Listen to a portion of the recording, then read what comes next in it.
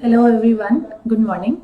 I'm Dr. Mayanka, consultant nephrologist at Healing Hospital. Thank you for joining me in the live session today. आज का जो मेरा topic है, it is about how does hypertension and diabetes cause chronic kidney disease. जैसे कि आप जानते हैं कि डायबिटीज और हाइपरटेंशन बहुत ही कॉमन प्रॉब्लम्स हैं. इनफैक्ट इंडिया को वर्ल्ड की डायबिटिक कैपिटल कहा गया है. And these two diseases, they account for 2/3 of the cases who develop chronic kidney disease. तो आज मेरी टॉक का फोकस होगा कि अगर आपको डायबिटीज और हाइपरटेंशन है, आप क्या क्या कर सकते हैं ताकि आपको chronic kidney disease ना डेवलप हो. How to change your future if you develop these illnesses.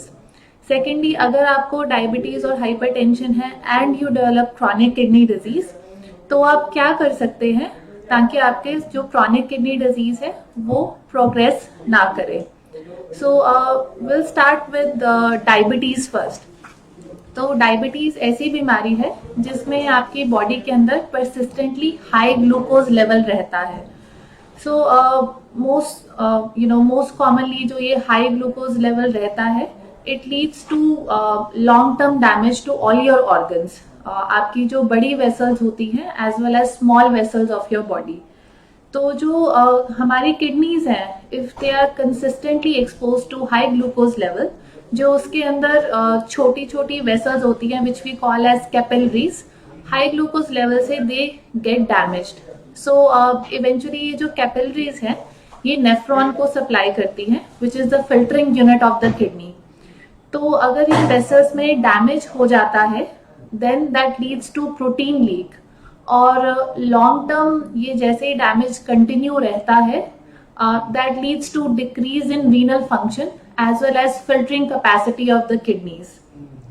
तो ये जो माइक्रोवैस्कुलर डैमेज होता है यानी कि स्मॉल वेसल का डैमेज, ये सिर्फ किडनीज को नहीं अफेक्ट करता, it also affects your eyes. और जो बड़ी वेसल्स का डैमेज होता है that can lead two stroke, heart attack.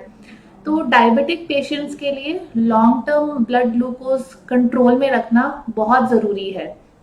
अब हम बात करते हैं कि एडिक्वेट ब्लड ग्लूकोज कंट्रोल क्या है, like what is the glycaemic index we should aim for. So जो रेकमेंडेड है आपका जो glycohaemoglobin which gives you an average value of your blood sugar over the last 3 months, that should be less than 7. But इसके साथ मैं एक और चीज ऐड करना चाहूंगी, ये less than 7 goal is not for everybody. Ideally we want कि लेस देन 7 रहे लॉन्ग टर्म. सो उससे देखा गया इन सेवरल स्टडीज कि आपका risk for complications from diabetes reduces. But ये पेशेंट टू पेशेंट वेरी करता है. For example, if somebody is elderly, उनका बार बार ग्लूकोज गिर रहा है, they are on multiple medications to control diabetes, तो उनमें हम इतना स्ट्रिक्ट कंट्रोल नहीं रखते. उनमें we would aim for less than 8. Reason being कि अगर उनको बार बार हाइपोग्लाइसीमिया हो रहा है, उससे उनकी क्वालिटी ऑफ लाइफ नहीं अच्छी रहती. द अदर थिंग इज वो पेशेंट्स जिनकी लाइफ एक्सपेक्टेंसी ही स्मॉल है, उसमें भी हम इतना टाइट ग्लाइसीमिक कंट्रोल नहीं रखते. बट ओवरऑल जो डायबिटीज है उसमें आपको एम करना चाहिए कि आपकी जो फास्टिंग ब्लड शुगर है that should be less then 126, और खाना खाने के 2 घंटे बाद वाली sugar which is post prandial should be less then 180. अब हम आगे बात करते हैं कि डायबिटीज कंट्रोल करने के लिए क्या क्या करना जरूरी है और किस किस को स्क्रीन करना जरूरी है. See the most important thing is कि सबसे पहले हमें डायबिटीज को रिकॉग्नाइज करना जरूरी है. एंड डायबिटीज को रिकॉग्नाइज करने के लिए आपको रूटीन स्क्रीनिंग करवाना बहुत एसेंशियल है. बिकॉज एट टाइम्स जब भी हमें डायबिटीज डायग्नोज होता है, वी सी कि पेशेंट प्रेजेंट कर रहा है, उनका यही glycohaemoglobin, I have seen patients इनका ये ग्लाइकोहीमोग्लोबिन 13 तक है. सो दैट्स रियली हाई, मतलब most likely they were undiagnosed for so long. So आपको once a year routine at least अपना blood sugar level fasting check करवाते रहना चाहिए. That's a very cheap way to see आप diabetes screening के लिए कि आपको डायबिटीज है कि नहीं. अगर उसमें डिरेंजमेंट आ रही है then you need to go for further test. And specially अगर आपको डायबिटीज है, आपके किसी फैमिली मेंबर को, आपके mother father, it is genetically linked, या आप थोड़े से ओबीज साइड पर हैं, then you must get yourself screen for diabetes. और once you diagnose with diabetes, आपको अपना किडनी फंक्शन जरूर चेक करवाना चाहिए. So what I have seen is कि यूजुअली जब तक पेशेंट्स नेफ्रोलॉजिस्ट के पास रेफर होते हैं, they already have elevated creatinine, उनके यूरिन के अंदर प्रोटीन लीक ऑलरेडी शुरू हो चुका होता है. सो उस केस में we can manage the end term complication of diabetes.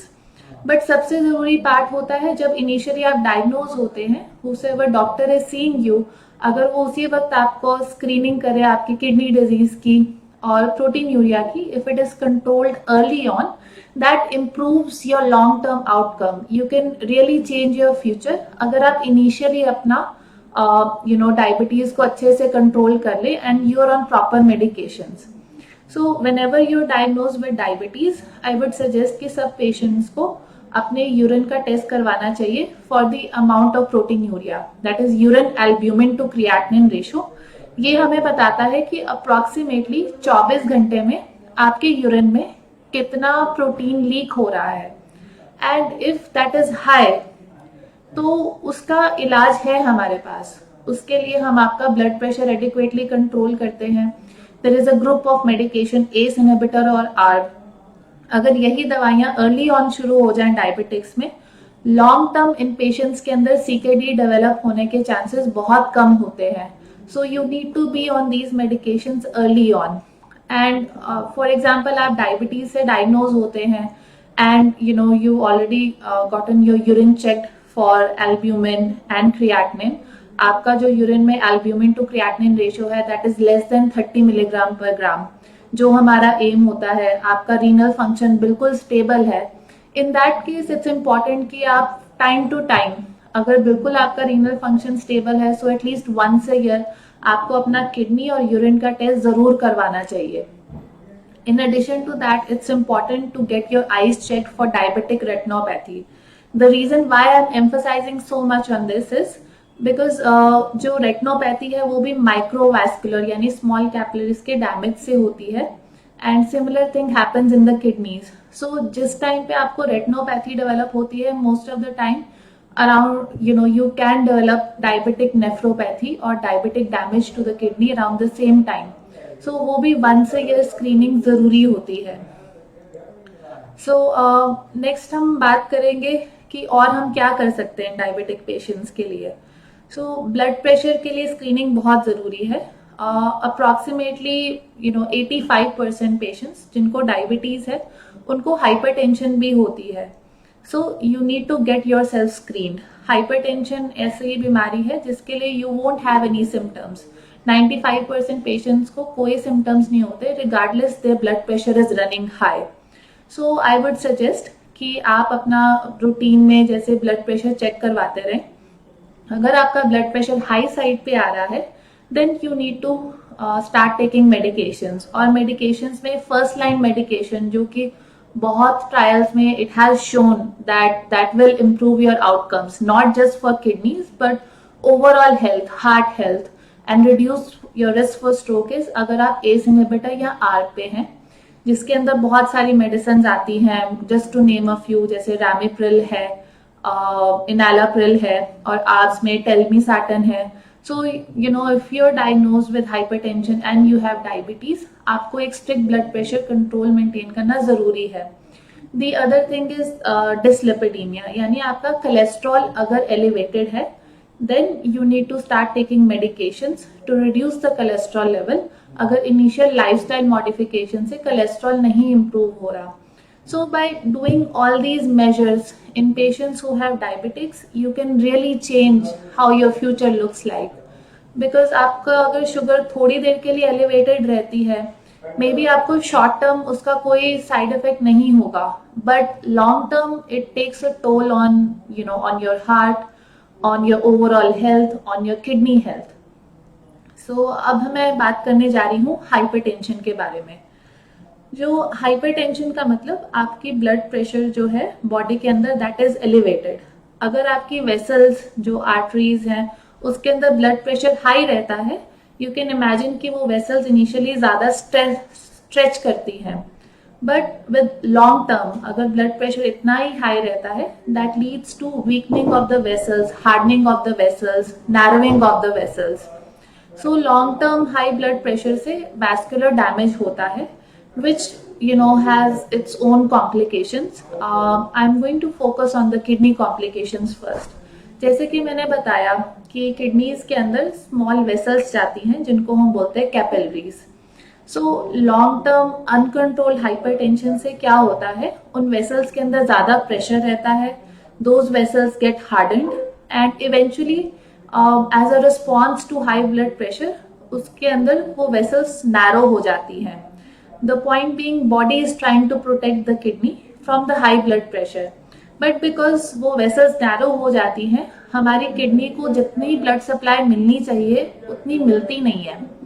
So what would happen अगर लॉन्ग टर्म किडनी को अच्छे से ब्लड सप्लाई नहीं मिल रही, वहां पे इन्फ्लामेशन होती है, फाइब्रोसिस होता है, and eventually kidney would start filtering less toxins, जिसको इनिशियली हम देखते हैं इन टू वेज. वन इज कि हमें दिखता है कि आपका क्रिएटिनिन धीरे धीरे बढ़ रहा है और जो EGFR है यानी ग्लोमेरुलर फिल्ट्रेशन रेट यानी किडनी की फिल्टरिंग कैपेसिटी धीरे धीरे कम होने लग पड़ती है.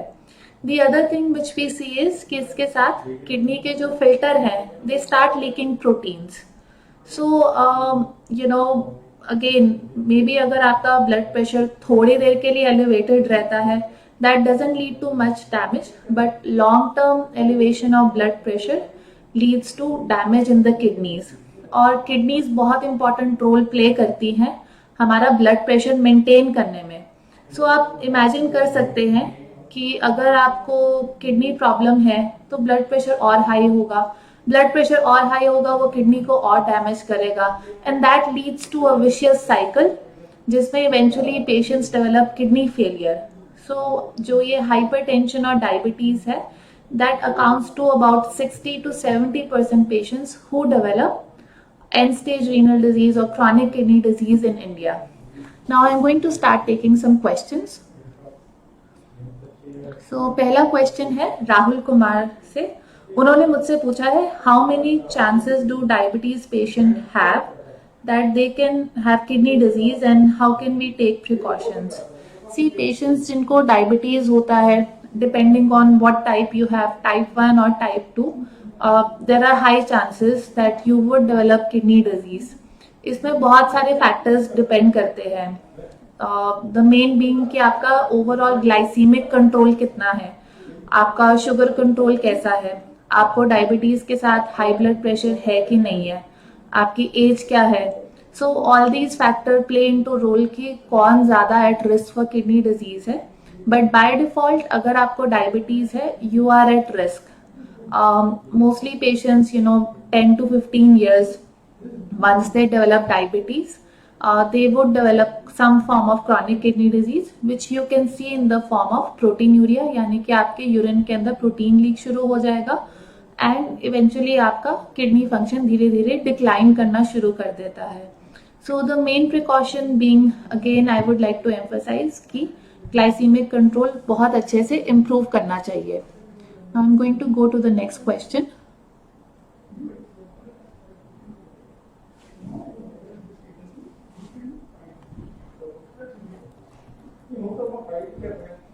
So next question है रमनप्रीत उनसे.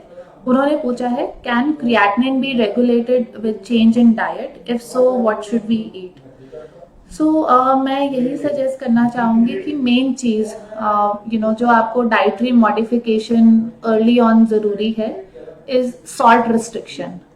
बाकी based on what level of kidney disease you have, उसके बेसिस पे हम अलग अलग रिकमेंडेशन देते हैं. So if you have early chronic kidney disease यानी कि आपका GFR जो कि ग्लोमेरुलर फिल्ट्रेशन रेट होता है जो नॉर्मली मोर देन 60 होता है, if it is lying between somewhere between 30 to 60, तो उनमें हम और stringent restrictions यानी पोटेशियम, फॉस्फोरस इतनी ज़्यादा important नहीं होती. Main thing being salt restriction in those patients. And the other dietary restrictions are based on कि आपको और क्या क्या कोमॉर्बिड इलनेसेस हैं. सो यस, अगर आप इनिशियली अपनी बॉडी को कम सॉल्ट देंगे that would help control your blood pressure. अगर आपको डायबिटीज है, आप बहुत हाई कार्बोहाइड्रेट या बहुत शुगरी फूड्स नहीं खाएंगे, so that would help preserve your kidney function और क्रिएटिनिन नहीं बढ़ेगा. नेक्स्ट क्वेश्चन मुझे पूछा है अंगद भाटिया ने. उन्होंने पूछा है कि S inhibitor has contraindications like hyperkalemia, decrease in GFR. So in case of patient with CKD and hypertension, what should be the first line agents? So इसका मैं आंसर देना चाहूंगी इन कंटेक्स्ट ऑफ हाइपरटेंशन, कि अगर मेरे पास एक patient आता है जिनको क्रॉनिक किडनी डिजीज है, जिनमें हाइपरटेंशन बहुत कॉमन होता है, so what would I give them. So अगर आपको प्रोटीन यूरिक किडनी डिजीज है, यानी कि आपके यूरिन के अंदर प्रोटीन लीक हो रहा है, उस केस में ACE inhibitors are the first line medications for control of hypertension. Again, जब भी हम एस इनहिबिटर्स देते हैं, यूजुअली जब भी हम दोबारा से क्रिएटिनिन चेक करते हैं, वी कैन सी कि उसमें थोड़ा सा राइज होता है. That is related to haemodynamic effects on the kidneys. जैसे ब्लड प्रेशर कम होता है, थोड़ा सा इनिशियली किडनी को अकोमोडेट करने का टाइम चाहिए होता है. So we would see a slight increase in GFR, और कुछ पेशेंट्स को पोटेशियम भी हाई डेवलप कर जाता है. सो अगर जीएफआर थोड़ा बहुत रिड्यूस कर रहा है, we should not get worried about that. The reason being long term ये ACE inhibitors they would protect your kidneys. ये क्वेश्चन जो आपने पूछा है, ये बहुत ट्रायल्स में उन्होंने स्टडी किया गया है. But long term goal being, अगर पेशेंट को बहुत सिवियर हाइपरकलीमिया नहीं डेवलप कर रहा with S inhibitors, although GFR थोड़ा बहुत रिड्यूस हो रहा है, in that case ACE inhibitor should be the first line treatment, specially उन पेशेंट्स के लिए जिनको प्रोटीन्यूरिक किडनी डिजीज है, for management of hypertension. Again the second question इन्होंने यही पूछा है कि अगर हाइपरकलीमिया डेवलप हो जाए, so usually whenever we start ACE inhibitor और आर्ब्स, इनका मोस्ट कॉमन साइड इफेक्ट ये देखा जाता है कि पोटेशियम एक्सक्रीशन रिड्यूस हो जाती है किडनी में, तो हाई पोटेशियम डेवलप कर सकता है. सो नंबर वन, एक बार आप अगर इन दवाइयों पर शुरू किए गए हैं newly, then you should get your electrolytes checked at least in 2 week interval, देखने के लिए पोटेशियम डेंजरसली हाई तो नहीं हो गया. But if you don't have hyperkalemia, then you should continue taking this medication. Second thing being, he's asked what about loop diuretics? So अगर hypertension की बात करें, सो हाइपरटेंशन के लिए इनिशियल मैनेजमेंट में जो 3 फर्स्ट लाइन ड्रग्स है, उसमें थायजाइड टाइप डायूरेटिक्स आता है, not loop diuretics. So initially हम पेशेंट्स को ACE inhibitor, ARB, thiazide type diuretic या कैल्शियम चैनल ब्लॉकर में शुरू करते हैं. If patient is on all these medications, फिर भी ब्लड प्रेशर कंट्रोल नहीं होता, then we add on another medication. ठीक है, तो लूप डायूरेटिक का रोल उन पेशेंट्स के लिए आता है जिनमें हमें वॉल्यूम ओवरलोड सिम्टम्स दिखते हैं, यानी कि उनके टांगों में ज्यादा स्वेलिंग है. You can obviously see that they are retaining salt and water. In those patients, I try to use loop diuretics, but only in patients जिनको obvious volume overload है and they have more advanced CKD. Early stages of CKD में I always go for thiazide type diuretics. But regardless of whatever agent you're trying to control blood pressure with, main goal being आपका blood pressure control होना चाहिए. Because long term अगर आप एक particular medicine use कर रहे हैं और blood pressure control में नहीं आ रहा, then it's of no use. So you should try to find a medication जिससे आपको minimal side effects हो and it effectively controls your blood pressure, with blood pressure goal being less than 130/80. अब मैं next question लेने लगी हूँ. मुझे miss बबलजीत Kaur ने पूछा है, can we reverse kidney damage caused by diabetes? अगर एक बार डायबिटिक नेफ्रोपैथी आप डेवलप कर लेते हैं, that is damage to the kidneys by diabetes, you can, one question is, can you reverse those changes? Maybe less likely.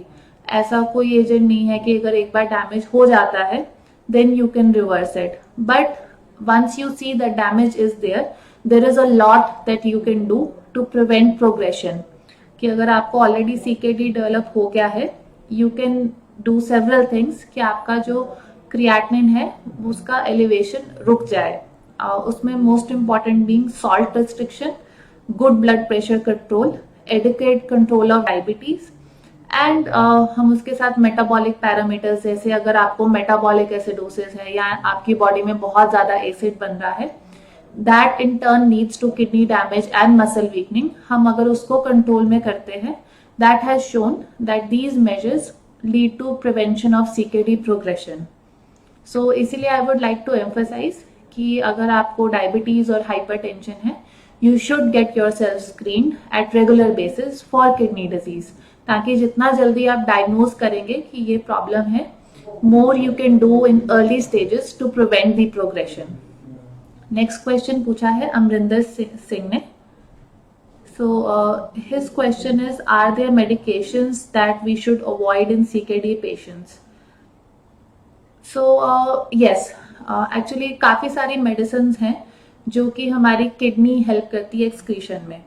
So you know dose for all the medications जो भी renally excreted होती है, you need to change the dose और modify the dose accordingly. So मैं जो भी मेरे पास पेशेंट आता है, most important thing which I do is medical reconciliation. I tell them कि वो अपनी सारी मेडिसिन घर से लेकर आए। I go through all the medications, ask them how much they are taking, so that I have a better idea of what they are taking, और उनके किडनी फंक्शन के लेवल उनकी डोज को एडजस्ट भी करना पड़ता है। So which medications we should avoid in particular, I would suggest कि NSAIDs यानी कि non steroidal anti inflammatory drugs.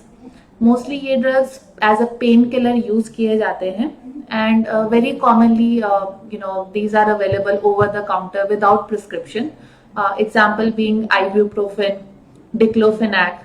So these drugs अगर आप इन्हें लॉन्ग टर्म ले रहे हैं and along these combined with dehydration, they lead to kidney damage. Even they can cause acute kidney damage versus chronic kidney disease. So काफी patients जो long term painkillers ले रहे हैं for any reason, if somebody is suffering from chronic joint pain or some other chronic illness, they may be taking these medications for years altogether and they don't know if that this causes chronic kidney disease. So I would suggest कि आपको इस class of medication से दूर रहना चाहिए। Second thing being, काफी सारी ऐसी over the counter medicines मिलती हैं विदाउट प्रिस्क्रिप्शन, जिसका साइड इफेक्ट पता नहीं होता। फॉर एग्जाम्पल कुछ इन पर्टिकुलर हर्बल ड्रग्स मिलते हैं which are not properly tested कि उसके अंदर हैवी मेटल है कि नहीं, they have not been tested on animals, humans, but they are available in the market readily. So ऐसी मेडिसिन खाने से भी लॉन्ग टर्म अगर आप कुछ भी ऐसा ले रहे हैं, they can cause damage to the kidney. कुछ पर्टिकुलर वेट लॉस मेडिकेशंस आती हैं जिससे कि कॉमनली देखा गया है कि किडनी डैमेज होता है, like this is like a Chinese medication. So what I would suggest is कि आप कोई भी मेडिसिन एक डॉक्टर से प्रिस्क्रिप्शन लिए बिना ना लें। And if you have chronic kidney disease, तो जो भी डॉक्टर आपको प्रिस्क्रिप्शन दे रहा है, you must tell them that आपको क्रॉनिक किडनी डिजीज है, so that they can write the prescription based on your renal function and minimize any side effects that you would have from these medications. Now next question is from Mr. Pradeep. उन्होंने पूछा है, how is blood pressure control related to kidney function? See, जो normal blood pressure है, अगर आपकी body में constantly high blood pressure रह रहा है, that is if it is constantly running above 130/80, so जो आपकी वेसल्स हैं, they are not meant for this high blood pressure, so eventually वो वेसल्स स्ट्रेच करती हैं and long term with increase stretching at that leads to fibrosis. वो vessels weak हो जाती हैं, छोटी हो जाती हैं and that not only affects your kidneys but it affects your other organs as well. अगर आपका ब्लड प्रेशर 20 पॉइंट नॉर्मल से बढ़ता है, that leads to doubling of your risk of stroke.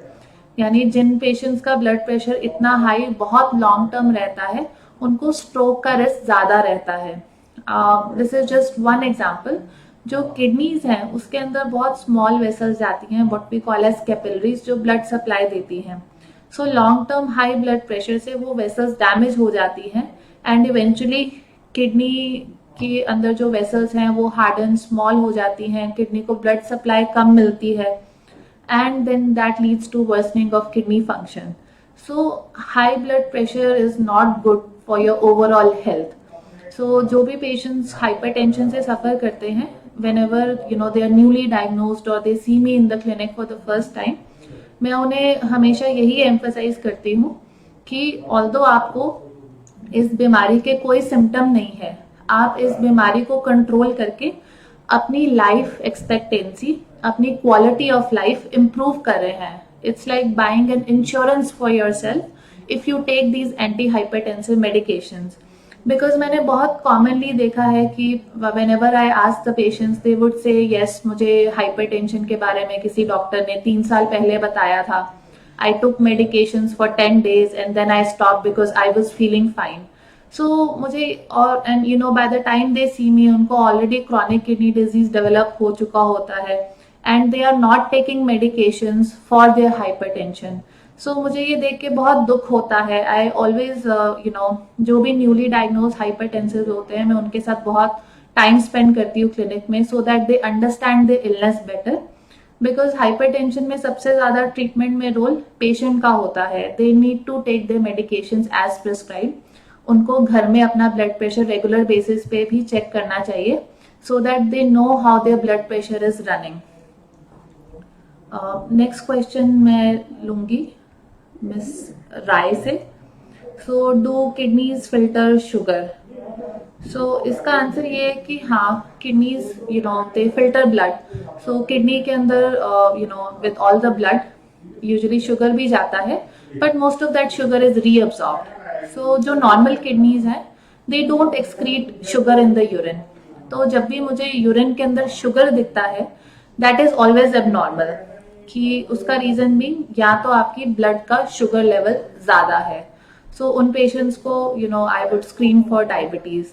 But normal kidney, अगर आपका normal kidneys है और आपका ब्लड शुगर लेवल नॉर्मल है then you should not see sugar in the urine. अब नेक्स्ट क्वेश्चन पूछा है अंगद ने. Can simply consuming ORS would help to balance electrolyte in CKD patients with hypertension? If not then what extra should be used और consumed? See जो ORS है उसके अंदर sodium होता है, पोटेशियम होता है. So I would not suggest कि आपको ऐसे इलेक्ट्रोलाइट्स कंज्यूम करने चाहिए. So what I would say is कि if you are suffering from chronic kidney disease और आपको हाइपरटेंशन है, मोस्ट इंपॉर्टेंट थिंग इज कि आपको सॉल्ट ज्यादा नहीं लेना चाहिए. जो सॉल्ट है that puts extra load on your kidneys and high salt diet से आपका ब्लड प्रेशर बहुत हाई रहता है. So just by reducing the salt intake in your diet, आप अपना ब्लड प्रेशर काफी हद तक रिड्यूस कर सकते हैं by several points. So जो recommended salt intake है, I would suggest कि आप पूरे दिन में जैसे 2.3 ग्राम से कम salt लें. And ORS has the exact opposite. उसके अंदर सोडियम भी होता है, पोटेशियम भी होता है. So you're asking what extra should be used or consumed. I would suggest कि आप एक हेल्दी डाइट खाएं जिसमें नमक कम से कम हो. और अगर आपको प्रोटीन्यूरिक किडनी डिजीज है, एडवांस किडनी डिजीज है, देन बहुत ही एक्सेस अमाउंट में प्रोटीन नहीं खाना चाहिए. Normal to low normal protein आप फिर भी खा सकते हैं. So besides this there are other changes which I would suggest based on आपका क्या लेवल ऑफ CKD है. जिन पेशेंट्स का बहुत एडवांस CKD होता है यानी कि स्टेज 4-5, उसमें हम इसके इन एडिशन टू दिस हम और भी डाइटरी रिस्ट्रिक्शन बोलते हैं बेस्ड ऑन कि आपके मेटाबॉलिक पैरामीटर्स क्या हैं. अगर आपका पोटेशियम हाई रह रहा है only then doctor will tell you to avoid potassium. Otherwise potassium restriction की जरूरत नहीं होती. अगर आपका फॉस्फोरस हाई रह रहा है in that case that restriction is needed. But without these metabolic derangements आपको ऐसी रिस्ट्रिक्शन की जरूरत नहीं है. So again, depending on your level of kidney function, आपका जो डाइटिशियन है, आपका जो नेफ्रोलॉजिस्ट है, they would give you appropriate recommendations. Next question पूछा है मिस हरजीत ने. उन्होंने पूछा है, is there any kind of phosphate binders for dialysis patient we can suggest with diet. हाँ जी, तो यूजुअली जो पेशेंट्स डायलिसिस पे होते हैं हु हैव किडनी फेलियर, उनमें फॉस्फेट रिस्ट्रिक्शन जरूरी होती है, and this applies both for patients who are on hemodialysis as well as those patients जो कि पेरिटोनियल डायलिसिस पे हैं। सो यूजुअली इनका जो फॉस्फोरस रेंज है, I would like to keep it somewhere between 3.5 to 5.5। अगर उनका इससे हाई रन कर रहा है phosphorus, so first thing which I would go by is phosphate restriction in the diet.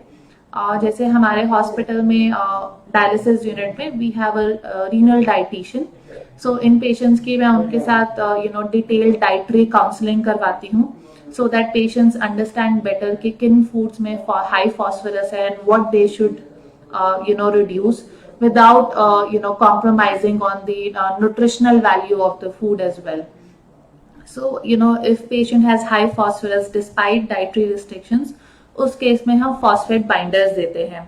So phosphate binders काफी तरह के आते हैं, most commonly used is sevelamer। तो usually I tell patients to take it with meals। The important thing being कि जो भी phosphate binders आप ले रहे हैं उसके अंदर कैल्शियम नहीं होना चाहिए। So I have commonly seen कि कई बार मेरे पास पेशेंट्स आते हैं and they are taking calcium based phosphate binders. Although these binders are good at removing phosphorus, but overall they are not good for your health, because long term अगर आप calcium based phosphate binders लेते हैं, that leads to calcification in your vessels, और इससे stroke का risk बढ़ जाता है, हार्ट अटैक का रिस्क बढ़ जाता है। सो काफी बड़ी ऑर्गेनाइजेशन ने ये चीज एम्फसाइज करने की जरूरत की है। जितने भी लोग हैं, आई नो हमारे कंट्री में नेफ्रोलॉजिस्ट बहुत कम है, so at times general practitioners they are managing patients who have CKD, so they have emphasised in all their guidelines कि आपको calcium based phosphate binders avoid करने चाहिए। Because I have commonly seen patients वो कई बार Shelcal ले रहे होते हैं which is not guideline based, and long term in patients को उसका काफी साइड इफेक्ट्स होते हैं।